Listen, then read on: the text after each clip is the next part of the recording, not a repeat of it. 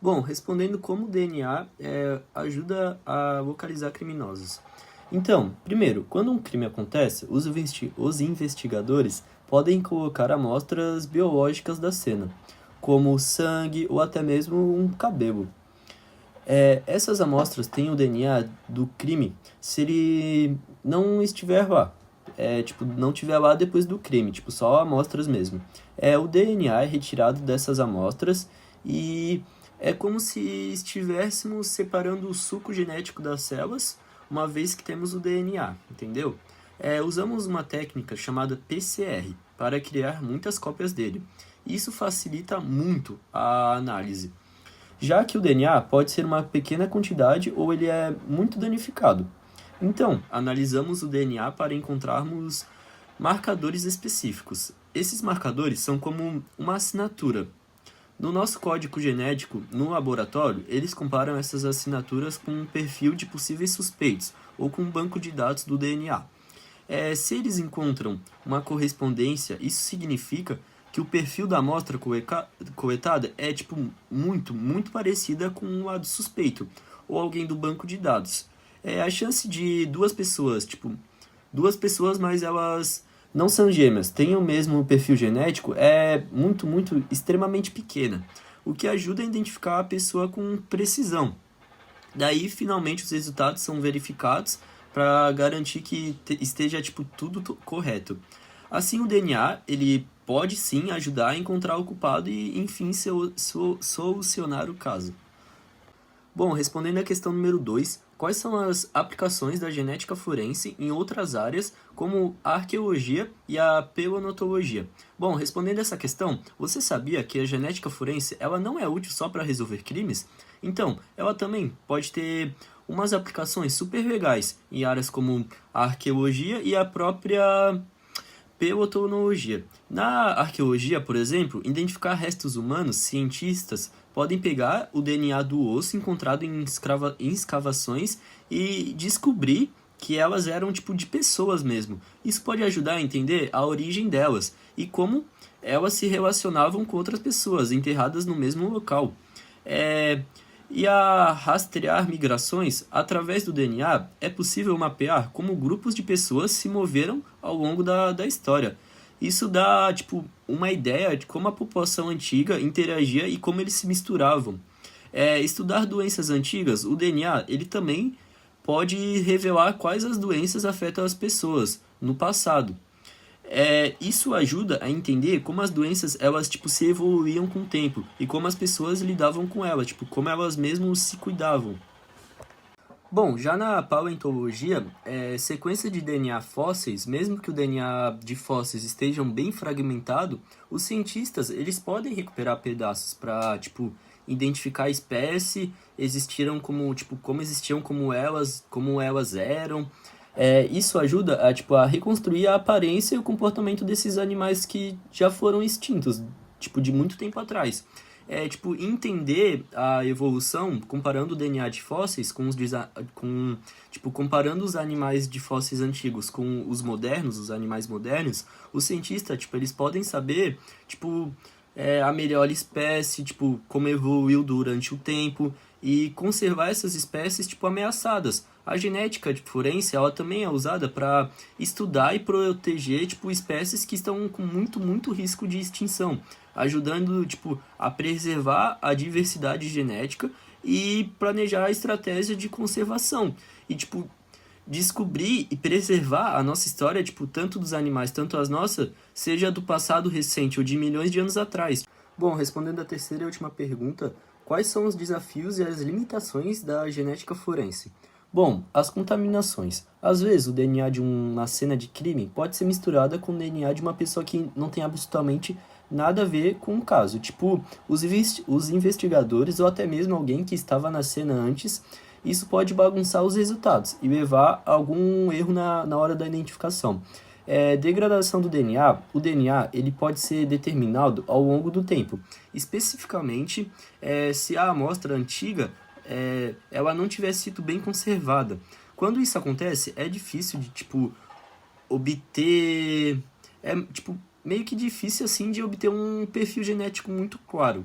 E as interpretações dos dados, a analisar e interpretar os resultados do DNA, pode ser tipo complicado, principalmente se a amostra contiver um DNA de várias pessoas, ou se for tipo mesmo de uma pessoa, mas de uma quantidade muito pequena.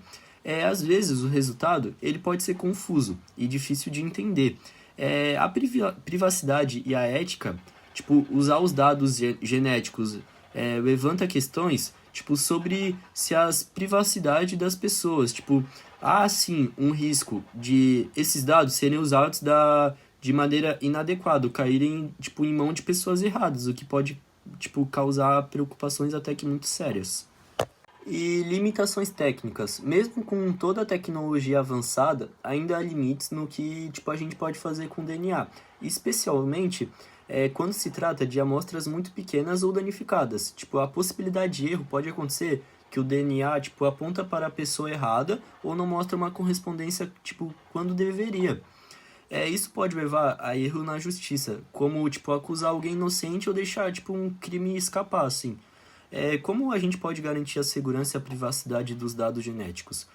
Para a gente garantir a segurança e a privacidade dos dados genéticos, é fundamental tipo, seguir uma prática importante. Primeiro, é crucial estar conformado com todas as leis e a regulamentação específica, tipo, que regem os usos de dados. Isso pode garantir que tudo seja tipo, feito de uma forma correta e legal. Além disso, é essencial obter um consentimento claro das pessoas antes de coletar e tipo, utilizar as amostras de DNA delas. Tipo, elas precisam estar tipo, bem informadas sobre tipo, que os seus dados serão usados ou terão uma opção de tipo, recusar ou retirar tipo, o consentimento. Bom, a proteção dos dados ela deve ser tipo, reforçada com a criptografia. É o que mantém as informações seguras, tanto durante a transferência quanto no armazenamento.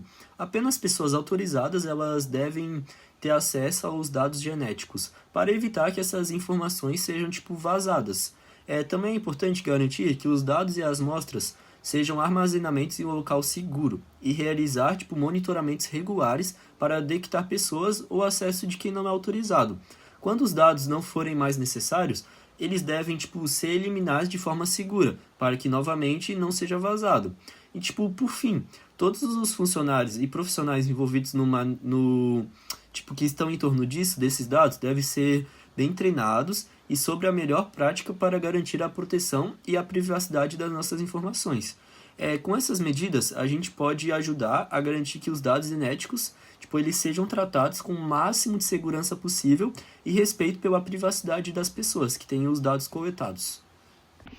Bom, a questão número 2 agora é para a gente simular uma investigação criminal utilizando as técnicas do DNA. Bom, vamos supor que após uma partida emocionante em um estádio de futebol, a equipe técnica de um time local encontrou um tumulto inesperado. Um dos membros da equipe, o treinador assistente, que é o auxiliar, foi encontrado inconscientemente nos vestiários. Vítima de um ataque brutal, a cena era caótica, com manchas de sangue espalhadas pelo chão e itens pessoal do treinador com uma garrafa de água e uma toalha manchada e misturada com algumas evidências. Bom, a polícia ela chegou rapidamente ao local e iniciou a coleta de amostras para análise, para puxar no DNA. As manchas de sangue no chão de roupas foram cuidadosamente recolhidas, assim como cabelos e fibras encontrados próximo à vítima e ao redor do vestiário. Bom, a garrafa de água e a toalha, que poderiam ter sido tocadas pelo agressor, também foram embaladas como evidências. As amostras elas foram preservadas meticulosamente para evitar qualquer contaminação e transportadas para um laboratório especializado em genética forense. No laboratório, os cientistas começaram a trabalhar na extração do DNA para ver se encontrava alguma coisa durante das coletas que eles pegaram. Bom, utilizando a reação em cadeia do PCR, que é a polimerase, amplificar o material genético e criaram perfis genéticos das amostras. Os perfis genéticos foram então comparados com uma base de dados de perfis conhecidos. O DNA da vítima foi confirmado e registrado. e os perfis dos possíveis suspeitos foram analisados. Se o perfil genético encontrado nas evidências não correspondesse a nenhum suspeito conhecido, ele seria inserido em uma base de dados de genealogia genética, para buscar correspondências potenciais. A investigação avançou quando foi descoberta uma correspondência positiva, entre o DNA encontrado na cena do crime e o perfil de um jogador da equipe adversária. Esse jogador que estava presente na área durante a partida, ele foi chamado para prestar esclarecimento para confirmar a suspeita. O jogador forneceu uma amostra de DNA que foi comparada diretamente com o DNA encontrado nas evidências do crime. A análise confirmou a correspondência, ligando diretamente o jogador à cena do crime. Com essas evidências, a equipe de investigação preparou o caso para ir para o tribunal daí. Bom, e daí especialistas que trabalharam em genética forense, eles foram chamados para testemunhar sobre a precisão dos resultados como o DNA. Se conectava ao caso do crime. O tribunal analisou as evidências e apresentou incluindo o DNA, o contexto do crime e as provas. A justiça foi buscada com uma base em uma investigação meticulosa e fundamentada na ciência. Neste caso, ilustra como a genética forense ela pode desempenhar sim um papel crucial na resolução de um crime. Mesmo em ambientes complexos, num estádio de futebol, tem muita gente, é muito movimentado, e mesmo assim com o DNA da vítima e do agressor, eles conseguiram identificar. A tecnologia do DNA ajudou a conectar o suspeito à cena do crime e assegurou que a investigação fosse conduzida com rigor científico e a respeito da verdade, que a verdade foi comprovada. Bom, agora uma pesquisa de casos famosos que o DNA, a identificação por DNA, ajudou a solucionar. Bom, um caso de identificação das vítimas do 11 de setembro, que foi o ataque terrorista. Após os ataques de 11 de setembro de 2001, a agência genética forense ela foi fundamental na identificação de vítimas, com milhares de restos humanos misturados e fragmentados. A análise de DNA ajudou a identificar muitas vítimas, proporcionando o fechamento para as famílias. Eles fizeram um caso mais familiar assim para respeitar, ajudando as famílias e ajudando na resolução de um dos eventos mais caóticos da história moderna. E o segundo caso que eu trouxe aqui foi o assassinato da noite, que foi no ano de 2018. A técnica de genealogia genética, ela ajudou a identificar o assassino da noite, que era um criminoso que havia atacado várias vítimas em outros estados, nos Estados Unidos, em um monte de estado nos Estados Unidos. Os investigadores, eles usaram um banco de dados de genealogia genética para rastrear parentes do suspeito, levando a sua captura. Esse caso mostrou pra gente, como as técnicas modernas, a tecnologia em si de DNA, tudo, ela pode sim ajudar, a resolver, crimes antigos. Bom, o terceiro caso que eu trouxe aqui foi sobre o acidente da Chape, que aconteceu em 2016. O voo que transportava a equipe da Chapecoense, eles viajavam para Medellín, na Colômbia, para disputar a final da Sul-Americana, contra o Atlético Nacional. O acidente aconteceu foi perto de Medellín mesmo, foi perto do aeroporto, que eu me lembro que faltava 5 km para chegar no aeroporto, e ele caiu no meio das montanhas. 71 pessoas, incluindo jogadores, membros da comissão técnica, jornalistas, tripulantes, perderam a vida nesse dia, e apenas 6 pessoas sobreviventes. E dessas 6 pessoas, eu particularmente já conheci uma, que foi o goleiro Jackson Fama. Ele até perdeu uma perna depois do acidente, que aconteceu. E o papel da genética forense de identificar as vítimas após o acidente foi muito difícil devido à lama que tinha no local, estava chovendo, era nas montanhas. A genética forense ela foi essencial nesse processo, porque as amostras de DNA foram coletadas dos corpos e comparadas com a amostra de parente das vítimas, para confirmar as identidades dela.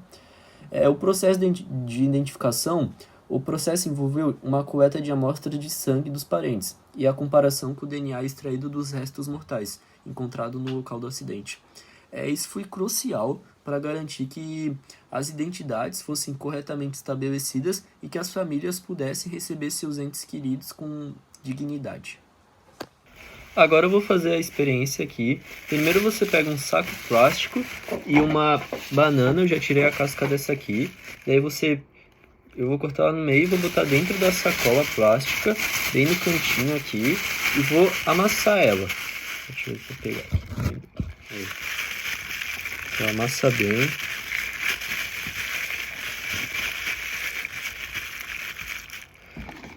Vou pegar uma colher para dar uma facilitada.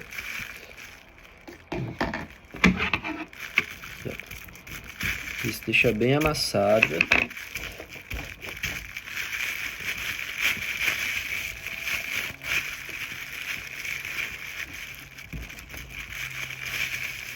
Daí, após esse processo, você pega um copo. Pegando um copo com água, você pega uma colher e sal e bota uma colher de sal no copo.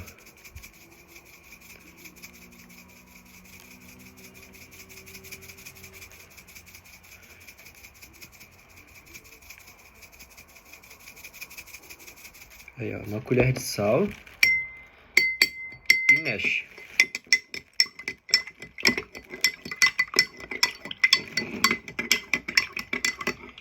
Aí você pega uma colher de detergente e mexe, mas mexe com cuidado para não formar bolhas.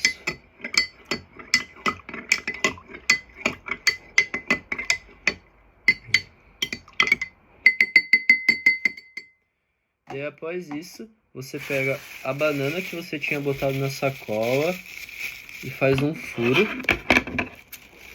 no canto e espreme toda a banana dentro do recipiente.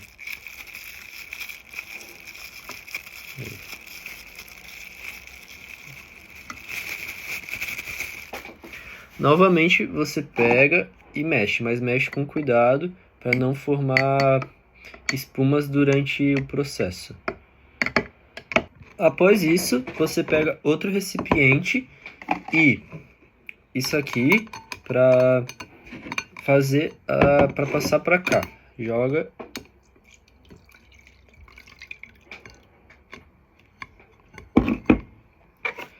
e vai fazendo assim.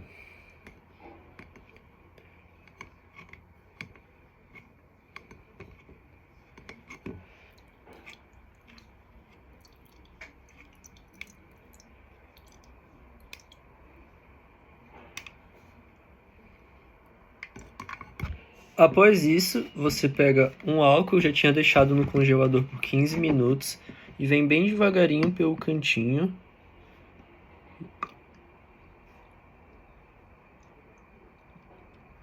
Aê. E após todo esse processo, a gente vai esperar para ver, enfim, o resultado. Ó, não sei se está dando para pegar direito na câmera, mas aqui no meio tem os DNA da banana que está condensado. É isso. Então, Prof. Bárbara, esse foi meu PPE. Espero muito de verdade que você tenha gostado e muito obrigado.